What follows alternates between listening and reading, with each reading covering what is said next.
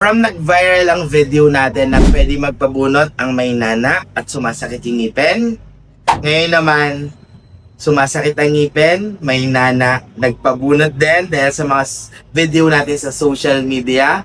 So from Pasay yung patient and ang nagbunot is si Doc Faye. Ayan. May dentist here in Santa Mesa. Ang schedule niya is Tuesday to Sunday, except Monday, right? So sa mga gusto magpabook na appointment with Doc Faye sa Santa Mesa, book your appointment at MMG Smile Dental Clinic. And this patient, imagine niyo may nana, sumasakit. Sabi ko sa mga video ko, posibleng mag-add if ever hindi table ng isang anesthesia, pero isang anesthesia lang po, lower second molar, tinablan kahit may nana. So it's not for all, pero may possibility. Tama ba, sir? Isang anesthesia lang. Kumusta? Masakit ba?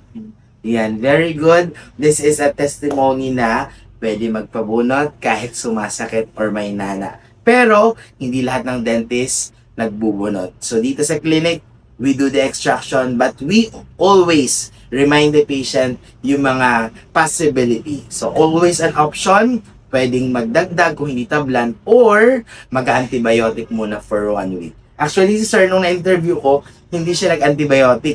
So, reminder lang, ang mefenamic acid is just a pain reliever para matanggal yung sakit ng ngipin, pero hindi niya mawawala ang nana. So, ang advice ko as dentist, consult your dentist at magpareseta kayo ng antibiotic for 1 week para matanggal talaga yung nana.